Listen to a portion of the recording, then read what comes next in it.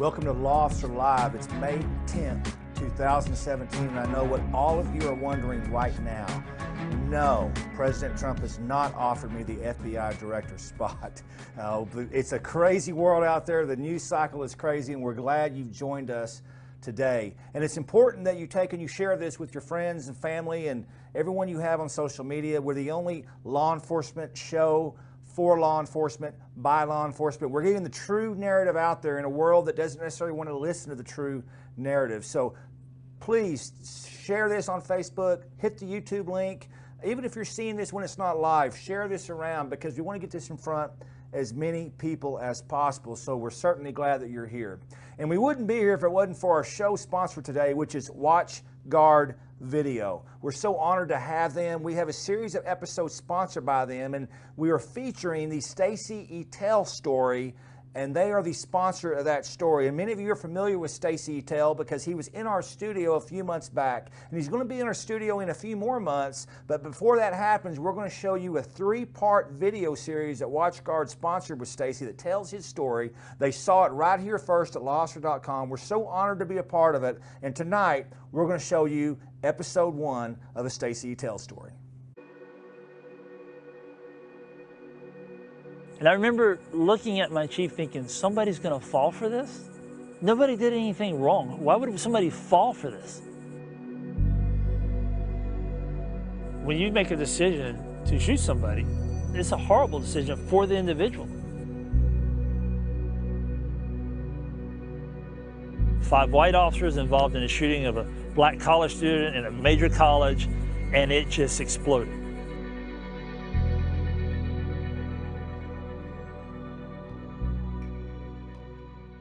My name is Stacies. I am in my 22nd year of law enforcement. Had a very successful younger years, kind of did bicycle patrol and kind of played the typical police stuff, and got into some of the basic areas of training and kind of rolled my way through the early years of law enforcement. Got promoted to sergeant, went back to the road, and made officer of the year early in the process. So I was really successful in my younger years. I got promoted to lieutenant, and when I made lieutenant, I went into a division called special events, and I started running a lot of big events, running large college games, sporting events, dignitary visits, speeches, and concerts. And I was running a lot of those events, and I oversaw the operation of the event, would set up the scheduling for the event and kind of check in on those events. And in 2010, I was a watch commander for a shift, and I was on the night shift, and I was visiting an event that was being run, which was a very high-profile basketball game that was like on national TV that day. And I went by to check on things and see how things were going. There was a bunch of employees working it. And while I was there, one of my sergeants and some of his employees got dispatched to a disturbance at a married housing facility located at the campus. And apparently 2 girls who lived upstairs had called in their neighbor who lived downstairs, who apparently was having some psychological issues. And so the sergeant and the officers responded to that. When they got there, the sergeant said over the radio that the subject had threatened to shoot them if they bothered him anymore or something to that effect. So I grabbed some of our tactical officers, called CRRT officers, CERT officers, and I took them and had them respond. So they suited up and responded in case there was a firearm involved in this situation. Now, remember that we're in a college environment, in a dorm setting where generally weapons aren't even allowed. So you would hope there's not a weapon, but you have to assume there's always the possibility of a weapon. So I go over there and I talk to the sergeant. He goes, yeah, he's in here. He said this and that. And I said, well, let's evacuate the building and let's try to communicate with him by phone. I could hear him in there yelling. He was putting notes in the windows and stuff like that. A lot of stuff we couldn't see the way it was written. But I never thought it was going to be an issue where I needed to contact the SWAT team. I didn't view it as a barricaded or hostage situation. I just barricaded it as a mental health crisis that at some point might turn into a medical response issue. And it's about 7:30, 8 o'clock at night, so it's slowly getting dark. And there was a lot of unknown inside of that apartment. So I transitioned around the apartment to a window. At some point, an older gentleman walked up who turned out to be the dean of the school that this gentleman was a TA from in his doctoral program. So the individual inside the apartment was a doctoral student, and his dean of his school showed up. So I did what you should do under a crisis intervention issue, and I allowed him to communicate. So we talked through a window, tried to talk, and he was yelling. He really wasn't making a lot of sense in what he was saying. And this went on for like an hour and a half. We just couldn't get anywhere with him, and at some point he shut down. I wasn't sure if he caused a problem to himself or was he endangered himself at that point or if he'd already killed himself. So I talked about it on the radio, I communicated about my concerns, so I made a decision, we're going to go in. So 5 of us lined up in a stack to go in. We had set up with intermediate weapons, less lethal weapons, as well as lethal force weapons. We tried to key in, couldn't get in. We forced our way in. As soon as we forced our way in, we discovered him hiding on the edge of a fold-out bed, and he was staring across the bed, and he yelled at us. So the individual that was in the lead had a taser, and as he got to the edge of the bed, down the bed, he leaned out, and I hear him yell, "Knife, knife, knife." When he yells knife, he doesn't know whether the individual has a knife for us or for himself, so he tases him. The taser was ineffective. We got residual, shot a second taser and missed. He got up and started coming at the officers involved, as well as myself. And so as he's coming around the bed, the second officer engages him with beanbag rounds. He shoots him 4 times in the chest area and shoulder area with a beanbag round from probably 6, 7, 8 feet away. There is 0 effect on this individual. He doesn't slow down. As this individual starts to swing, the third officer in line has a rifle, an AR-15, and he engages him with the rifle. Because the individuals, the intermediate weapons were not effective, and the close proximity to this individual from a deadly force standpoint, and in the fear that he was going to cause serious injury or death, the third officer fired his AR-15. He shot him. I heard 2 rounds go off. So basically we had taser, 4 beanbags in succession, followed by 2 rifle rounds, all in a very small amount of time. And I remember kind of the chaos of, we got the individual who pulled the trigger out, the young officer pulled the trigger out, sergeant was outside, and I went outside, and the first person I went to was my young officer, make sure he was okay, and then I transitioned over to the professor of the school, the dean of the school, who was still outside. And I put my arm around him and I said, "I am so sorry that this happened." And I assumed the individual was going to die based on the amount of blood in the incident. So I put my arm around him, I said, "I'm so sorry." He goes, "You know, Stacy, you guys tried so hard. You were compassionate, you communicated." And I thought, wow, what a great response by him. So I knew this was going to be a huge scene, a major college shooting, never had a shooting before at a college, really high profile incident. I knew it was going to be an issue, but we have to deal with those issues. So I stayed at the scene, got the officer involved in the shooting back to the office. I had another administrator who showed up, and finally I had a group of administrators show up. And I remember distinctly that the yellow tape, the barrier tape was set up, and a group of administrators that I worked for, as well as college administrators, walked across the yard to the front of this yellow line. I remember them standing there, and they all had their hands in their pockets, their arms folded, and they said, "Tell me what happened." So I tell them the same story that I'm saying now. And they had that look of, uh-oh, where are we going to go with this? It was that immediate, what's going to happen? So I told them, look, this went really smooth. There was no issues. I know there's going to be a lot of attention on this. So I remember going home. I went home early. I remember distinctly crawling in bed. I took a shower and crawled in bed. My wife says, "Oh, you're home early." And I said, "Yeah." And she goes, "How'd your night go?" And I said, "It was busy." And she's like, "Anything happened?" And I go, "Yeah. We ended up having to shoot somebody tonight." She's like, "What? What do you mean you had a shooting and whatever?" And she gets into this conversation and she goes, "Is everything okay?" And I'm like, "Yeah, everything went great. It was very smooth. We used 2 tasers, 4 beanbag rounds, 2 rifle rounds. Where else in this country do you have that type of response?" I thought it went really well. We're going to get a lot of attention on it, but I think things went really well. She said, "Okay." And I went to sleep. Woke up next morning and started seeing the news, and it just took off. 5 white officers involved in a shooting of a black college student in a major college, and it just exploded. It's incredible stuff. Stacy Tells Story, that's part 1 of 3 parts. We're going to show you the other parts as we move down the road with this sponsorship with WatchGuard. We're so honored to have them, and wait till what's coming next, because you're just kind of wetting the tongue on that one, because you're going to be on the edge of your seat. And of course, we're so proud that started at lofts.com when we wrote the story. Vicki Newman wrote the story, the Stacy Tells Story, and so now it's in video form. We're honored to have that exclusively, and we love WatchGuard for this fact. Not only are they in 1/3 of all police departments in this country that have body cameras, but they have such a service-based attitude. When I tell you they really care about law enforcement, because I know them personally, they really, truly care about law enforcement. It's not just a business. They didn't have to spend the resources to tell you the Stacy Tells Story. They didn't have to spend the resources to have us sponsor this and to be involved in this. They didn't have to do any of that. because body cameras are selling themselves right now. But they love the profession, they love law enforcement, and that's why they have launched the Behind the Line Leadership Series. I love this leadership series. It's absolutely free training, and it features Stacy Tell and also Chief Fanning. But the story you heard with Stacy Tell, you can see him in person in various cities around the country the rest of 2017.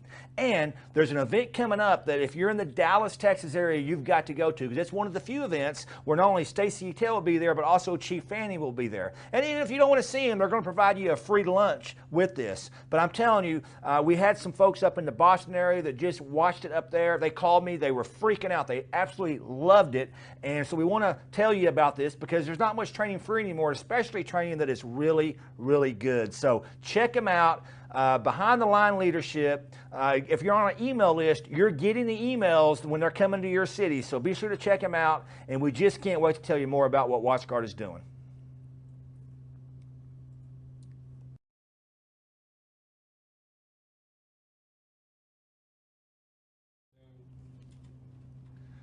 We're here with Jason Simoneau, a 20-year police veteran, currently a detective at a law enforcement agency in Rhode Island. And Jason reached out to us well over a year ago about some very serious issues going on in law enforcement. Issues with PTSD, issues with suicide, and we're very privileged and honored to have him on the show today. Jason, how are you doing, sir?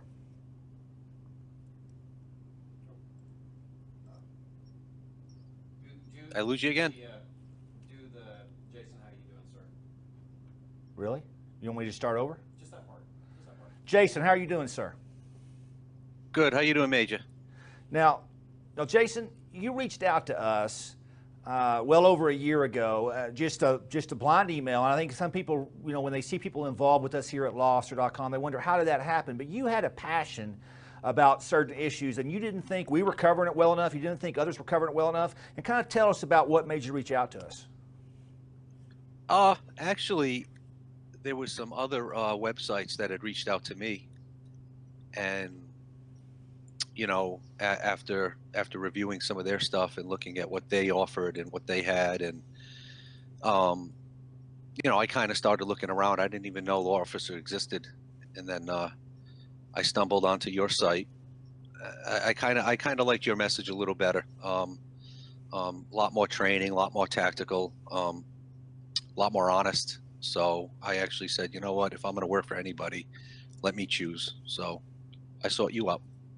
Well, it's definitely been a privilege, and I know we're so further down the road now with the issue of suicide and PTSD at lawofficer.com. We actually get people once in a while that ask us why we talk about it so much, but it's a huge issue. But you put some of the issues that I know you've dealt with in the past in a book, and I want to tell our audience about the book, and I want to tell them first that you've been hesitant to let us talk about this book. I've been trying to get you for the better part of a year to let us talk about this book, to let us, not promote it, but tell people about it, because I think it's so important. I'm going to show it to our audience right now. It's called The Job, Sins of Our Father. And of course, you can get that at Amazon and major book outlets. I actually ordered a couple copies just the other day. And it is a phenomenal book. The book is about Detective Jason McGuire. No relation, but there's probably a correlation between his name being Jason and your name being Jason. And what the book talks about is this fictional detective, fictional officer here in the book, had a traumatic brain injury off duty. And it kind of talks about what went on after that, the support he got, the support he didn't get, the process in the court system. And it is, I'll tell you, it is a hard-hitting book that really just kind of gets to the gut of really the issues we're talking about. And I'm just going to ask you about why you wrote the book, Jason, and I want to encourage our audience to get a hold of it somehow. The purpose behind the book, actually, it wasn't supposed to be a book. I never planned on writing a book. I'm not Shakespeare. Actually, I'm pretty dumb, to tell you the truth, legit, straight up. And my past as far as Jason McGuire, it's public record. Anybody can look up and see what I went through, in my city, in my department. So, I mean, that part I can't hide. But, the resulting brain injury and PTSD I had, it took me to some pretty bad places. I've seen some demons, and What I did was I sought out some doctors. A lot of them were quacks. A lot of them didn't help at all. A lot of them only seemed to hurt. And then I had a couple of doctors that suggested I start writing down thoughts. I get a thought, write it down. Um, and within a day or two, go back and read what I wrote, just to be mindful of my thought and to see, wow, that was pretty crazy. That's what I was thinking then. But I wasn't an 11-year-old girl. I wasn't interested in keeping a diary, so I started writing them in mini stories, plots, context, settings, characters. And now this is going back. My incident happened in '06, Christmas Eve. So I had wrote 90% of this way back then. But then about a year ago, a little over a year, my wife found these notes and started reading them, and she thought it was a script. I was writing a script, that she shared them with my father, and the two of them kept pushing me and pushing me and pushing me. And I kept telling them, it's not a book. It's not a book. But, with their urging, I decided to piece it together and put it out there. Well, I tell you, it's certainly courageous what you did. When people read the book, they're going to know what I'm talking about when I say courageous, because you certainly sort of lay this character out there, and obviously you kind of alluded to it, that this character has a lot of a semblance to some of the things that you had to deal with. And I just want to talk to you about your department, because we get writers that contact us that their department doesn't even let them write. And of course, you did something more than just an article for lawofficer.com. This is a book that's out there publicly for everybody to take a look at. It's very honest, although it clearly states it's fictional when at the front of the book. But I've got to think that that not everybody in your department was thrilled by it. What kind of reaction did you get there? I mean, just the typical chop busting. You know how cops can be with each other. It wasn't. I mean, the administration really wasn't too upset. I mean, it's freedom of speech. What more can they do? And I wasn't out to hurt anybody, and I made it known that this is not a hit piece. This is not an attempt to to show anything or to unmask anything. In fact, I've said it many times. If you think you're a target in this book, I don't care who you are. There is nobody on my job, past or present, that I wouldn't take a bullet for in a minute. I mean, I have no hard feelings. It wasn't a hit piece. It was, the whole point of the book was basically to get to the very end, that last chapter, which deals with the PTSD and the issues of that. And, and that's why the book reads, it kind of reads rough. It jumps around a lot. It hops around. It's very vulgar. And it had to be that way. My dad tried to get me to change a lot of that, and I said, look, I don't want to write a book. I don't want to put a book out, but if I'm going to do the book, it's got to be done. You got to see where my mind was at that time. You got to see the chaos involved, and that's basically how it is. And the best feeling I get is when officers with PTSD reach out to me that have read the book and said, wow, like, they understand it almost as if it's a different language that only they know, because it's really chaotic. It's all over the place. Again, I'm not Shakespeare, so. Well, I beg to differ. I think it's great, Jason. And you talked about your father. I think your father was in law enforcement, and obviously he's a big influence in your life. Tell us about that relationship and growing up as a cop's kid, and how that sort of formed you today.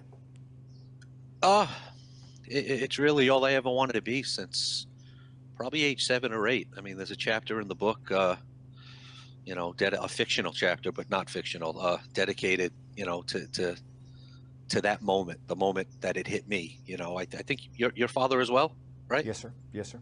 Yeah. I mean, every cop's kid has that moment, and I can remember it vividly. And, and he naturally, I'm sure your father probably did the same thing. He did everything in his power to talk me out of it, but once you get that bug, it's not going away. I want to address this, and I think most people certainly should know what your motives are. Obviously, no one lays himself bare out the way you have without wanting to help others. But what ultimately was your motivation to publish the book? I know you didn't want to, but obviously when you made that decision to do it, you had an end goal there. And what was that end goal? As far as this first book, because I am in the middle of 2. and 3 actually, book, second and third. But this was that message, and before I put it out, I decided, how can I do one book and then say it's not a hit piece, and say that I'm doing this with ill will. So I started working on book 2. I got about halfway through. I think it's amazing. It's much different. I'm at a much different point in my life, so it's much more linear, follows a path. It's not as vulgar. It's much more easy to follow. So I said, okay, I can do this. I can make a career out of this. So I'll put this out. I'll put book 1 out. But book 1, the whole intent was, it was that end. It's just to, give the reader, put them in that mind of somebody that has that demon, and luckily more, enough times passed where I'm fine. I feel great. The feelings will subside, but I had that demon, and it took everything in my being, in my power to not jump. You mentioned it in the interview earlier, but you mentioned it specifically in your book. I know you've accused me multiple times of not reading your book. It's not true. I'm here to prove it to you today. But you mentioned in your book about the doctors being hacks. Explain the process, because we have people in our audience today that are relying on certain doctors to help them. And just because they have doctor behind their name doesn't necessarily mean they're going to get the help they need. Explain to us what you had to go through with doctors. It felt like a mill, like you were just running through a mill, and the diagnosis, the treatment, the medication. It seemed like they were reading from a script. It was the same with everybody that went through, because I knew other people that were in there, not cops. And there was nothing that was individual about it. There was, I don't think your needs are catered to, because everybody's going to feel different. Everybody's going to react to it different. And you have, a train of thought out there that says you shouldn't use the word coward when it comes to suicide. And, but half the people think, no, that's the way out of it. Let them know it's cowardly. And so with the doctors, it was just, hey, I'm feeling these thoughts. Okay. I'm going to up your medication. I'll see you in 2 months. Like, did you hear what I just said? Did you hear what I just told you? I'll see you in 2 months. Like, I was, at one point in time, I was homeless. I was actually homeless. I was living in a borrowed van from a friend, from detective on top of the world and married and with a newborn son, to living in a van. And, and because I wasn't simply dealing with the PTSD, my incident resulted in a traumatic brain injury. So I had the post-concussion syndrome at the same time. Either one usually spells doom for somebody. I had to deal with both simultaneously, and I didn't want to live with anybody. I didn't trust myself. I could have stayed at my father's house, family, friends. I didn't trust myself. I actually just distanced myself and sort of ran away. It was awful. And you go into a doctor's office, you expect help, and you were just a number. So, it kind of sucked. Well, obviously, you've alluded to some of the lows that you were going through. I don't think anybody that hasn't experienced something like you experienced could understand the depths and the low depths that you dealt with there. Living in a van, literally homeless. And tell us about the job and kind of, I don't know whether you were on the job or off the job temporarily at that time, but tell us kind of what was going on with your colleagues at work. I mean, here you are, a police officer, as you said, a detective on top of the world, to all of a sudden living in a van. What were some of your friends saying? And tell to us about, I've heard this terminology, I've experienced this terminology, about the island you were all of a sudden on, meaning you felt all alone. Tell us about those feelings. A lot of that is self-induced. A lot of it was brought on by me because I kind of shielded myself from people. I didn't want, I felt so alone. I thought I wouldn't make good company. I thought, I was worthless. I mean, you're looking at cops that you graduated the academy with, that you were friends with, and here you are suspended without pay. And as the book will tell you, in public record, I was facing criminal charges. And you don't feel, you feel like they don't accept you. And my true friends, there were guys that you're super tight with on the job. I mean, they were always reaching out. It, I wasn't abandoned by any means, but you feel like you're not worthy of their company at times. So it was more me shielding myself from them than them, running from me. But they none of them knew. None of them knew. Some to this day don't know about living out of a vehicle for 4 months, and it's tough. And as a suspended cop, getting a job is the hardest thing in the world to do. I mean, you can't walk in there and get a job. You couldn't flip burgers. Nobody wants you. Yeah, most people don't understand that as a police officer, if you're accused of something, even though the criminal justice system says that you're innocent until proven guilty, as a cop being accused of something is the exact opposite. Everyone judges you as guilty, and you have to fight for your innocence. And that was a process for you. Tell us what brought you through, and of course you succeeded in that case, but tell us about what you had to go through to prove your innocence.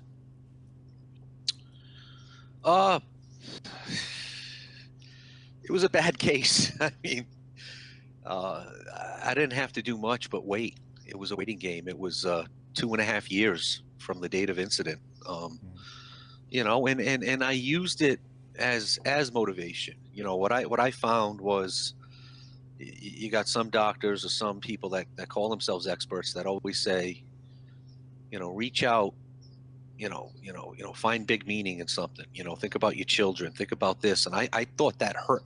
I thought that was worse. Because the stronger the emotion, eventually emotions, they'll always go to crap. I mean, when you see that demon, it's so I couldn't. I seem to get more upset because you truly think, I thought he was better off without me. So to think of him as the inspiration, obviously, I stayed alive for him, but it was one of those things your brain just can't process it. It's misfiring. It's too much. So I picked, and this is my advice, and I'm not a doctor. This is just what I did, and it worked, and I'm on top of the world right now. I am, truly kicking ass, and I'm happy. But I found the little things, these little tiny goals that I set that had zero to do with family, zero to do with emotion, and one of them was the trial. You know what I mean? Let me live long enough to win. Let me live long enough to take that victory. And once I get to that point, I got to pick another goal. But so the trial itself wasn't hard. It was the waiting. It was the waiting that was the most difficult. Well, and I think prosecutors and administrators know that, because you just talked about that the case was weak. We see that all the time. We're told about that all the time here at lawofficer.com, that cops are charged with crimes where they would never charge another civilian with that crime. And they will overcharge cops when a certain other crime should be charged. And once again, that's a responsibility of this profession.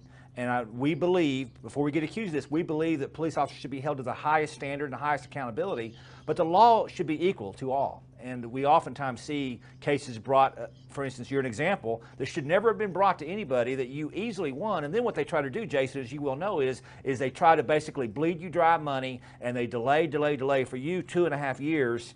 And I certainly hope you had people supporting you financially and or legally during this time frame. Did you have a type of legal defense, or did you have a insurance to help you with this through the 2.5 years and the money that it must have taken to get you there to the end? Not at all. No, not at all. No, I can say I did it all on my own, truly, honestly. And again, I'm sure if I reached out to my parents or closest friends, nobody truly knew what was going on in this massive head of mine. Nobody knew. It was such an isolation that you gotta experience it to know it. It's hard to describe, but I couldn't ask for help. I didn't want help. I just wanted to get away.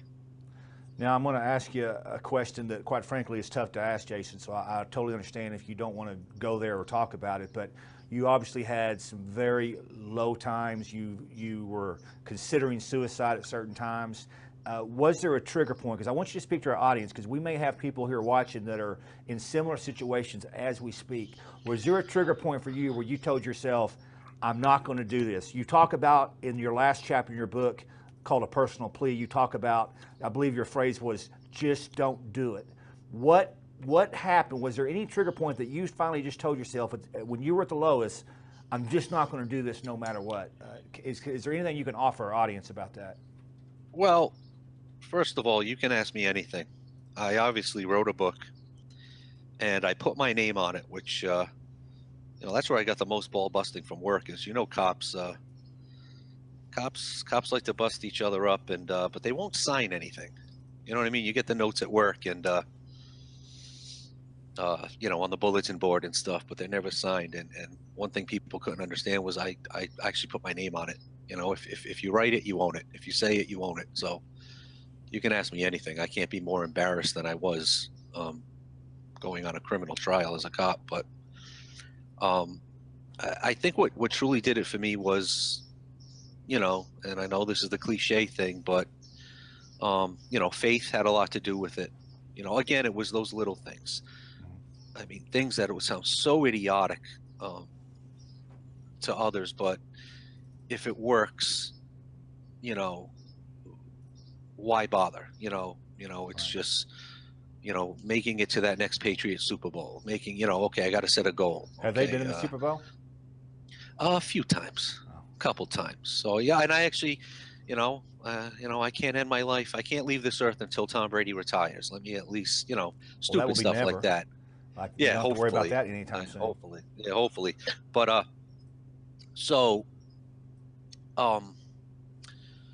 those tiny goals to set for yourself. I'm a cigar aficionado. I'm a cigar junkie. I know a lot of people that are in the business that own farms, and you'd hear about a new release coming out in 3 months, and I know it's idiotic, but you know what? I got to try that. I got to try that. I got to wait. I got to wait. I got to try that. It was these little tiny things, because the bigger things, like I said, they were too emotional. They were too hard to think about. Because eventually, I love my son. I love my son. I want to be here for my son. But then it's like, you keep dwelling. It's like, wait a minute. He's better off without me. So one of the things that truly helped was the thing that really drove me was, my faith. I'm not a churchgoer, but I strongly believe in God, and I believe in the afterlife. And I was convinced that, my son didn't need me, but I needed him. I needed him. And, as glorious as heaven may be, I couldn't go a second without him. I needed him. I would go through eternity with hell with him, then spend,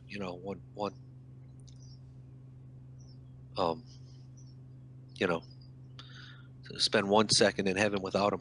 It was me needing him, and that's how I refocused the attention, not him needing me. I need him. I wouldn't go without him. I couldn't. You mentioned faith and the importance of that. And Jason, you put a Bible verse on the front of your book.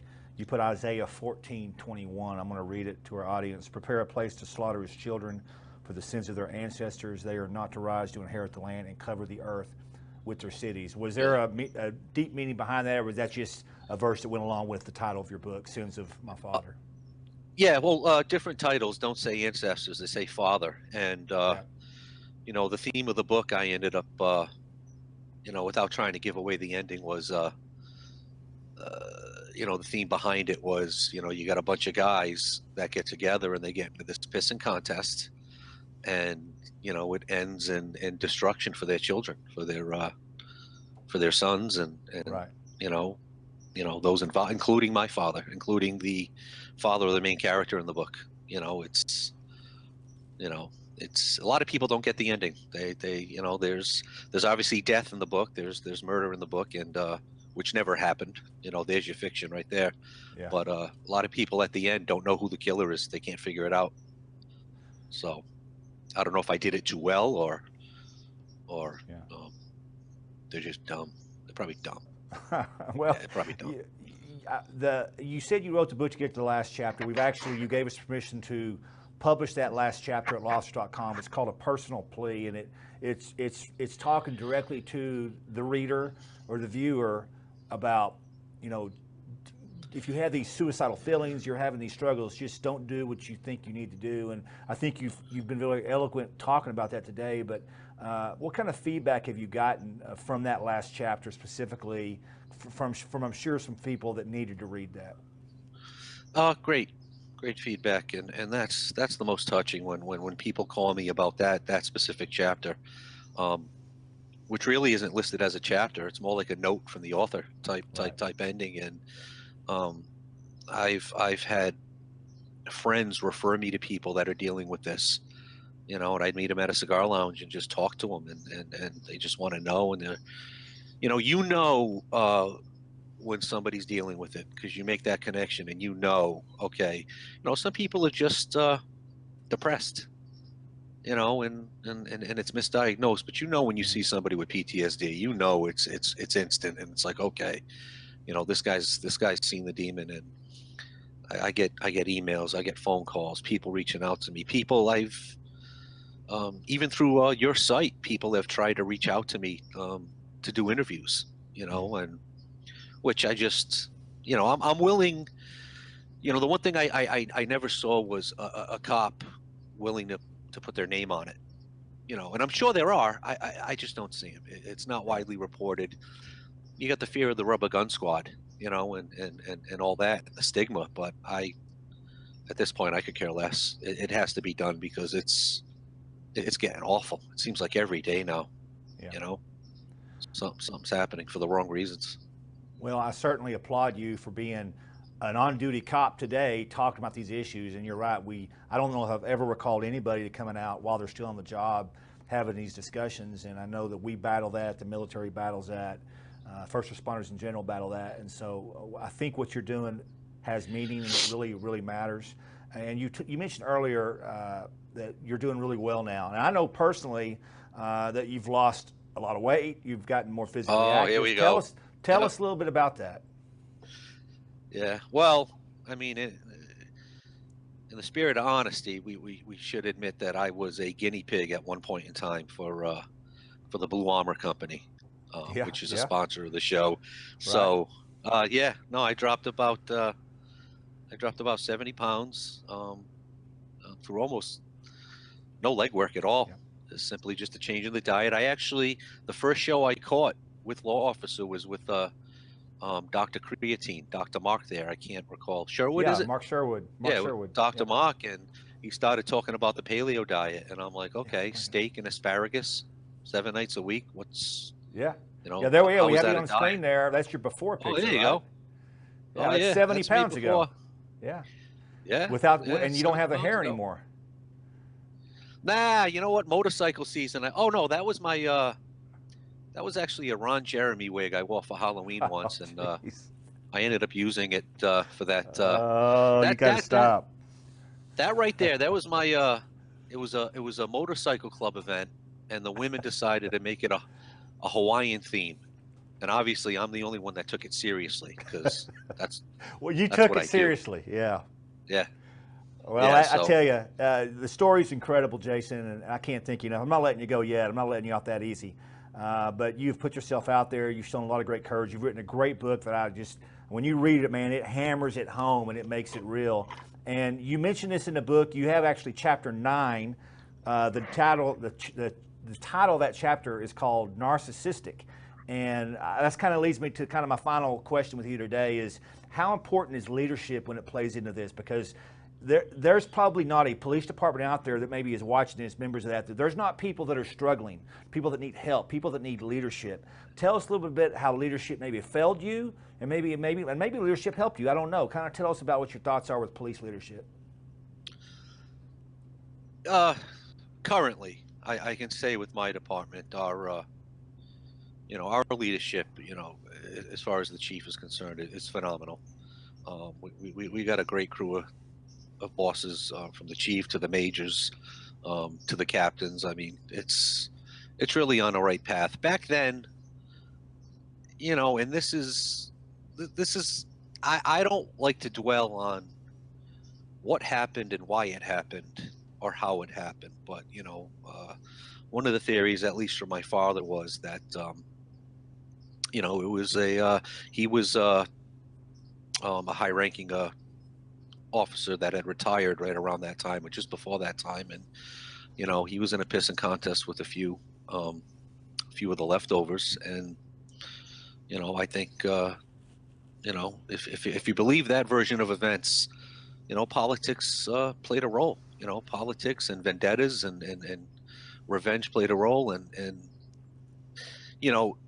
I don't, like I said, I don't dwell on it. It doesn't bother me at all. I won. I'm okay with that. But when he had told me years ago, this is what you're going to face. I'm a boss, and you're going to get on this job, and people aren't going to like you because of it. And I came to expect it. I knew it was coming. But if that's the case, if that's why it went down and how it went down, but when every department in the country deals with that at one point in time, it's it's wherever you go. So strong leadership, especially now, let's take the PTSD out of it. Just the targeting of police officers. I think there was an FBI report the other day that actually proves once and for all there is a war on cops. And we need leadership now more than ever to have the backs of guys, especially when they know the guy is right, or woman, female. When they know the office is right, you got to speak up. You got to speak up, and you got to back your people. Jason Simoneau, I can tell our audience without a doubt, 100%, that we would not be talking about PTSD and suicide and the emotional well-being of law enforcement without this guy involved. And those of you that may be out there that is maybe want to pinpoint Jason for other things we do, let me tell you, he is the guy. And what he does for us, and all he does for us, is this issue. And literally, I don't know if anybody else out there is somebody kind of semi-full-time that works with publications on this issue alone, but for us, it's Jason. And we cannot be more honored, Jason, to have you on board. We cannot be more honored that you chose to not only come through the other side of this successfully and doing very well now, but you wrote a book on it, you put your name on it, you put yourself out there. I'm convinced it's going to help the multitudes. I know you've already helped so many people. So thank you so much for being on Law Officer Live. Thank you for what you've done for our profession. And thank you for being here for your son, for your fellow officers, and for your community, sir. Thank you. Thanks again, Major. Thanks for the opportunity. Jason Simoneau. Thank you, sir. Author, law enforcement officer in Rhode Island. Check his book out. I can't recommend it enough. I've ordered a handful of copies, and I've given out to many people here at my agency, and we want you to get a copy of it. So thanks for joining us. It's been a heavy day. I know we had some lag in the video. Listen, forget all of that. This is a message that must be out there. This is a message that we must tell. So if you haven't already done so, share this message, send it around, and when your friends say, I don't want to hear about PTSD, I don't want to hear about suicide, sit down with them and make sure they watch this. This is important stuff. We've got to start talking about it, and we've got to start talking about how we can prevent it and help our law enforcement officers come out the other side like Jason did. He's a testimony of what successes lie in wait for everybody struggling. They can be successful, and we want everybody to be successful in this career, in their retirement, and to live a great, wonderful life. So thank you, Jason, and thank you to all of you that are out there fighting the good fight each and every day.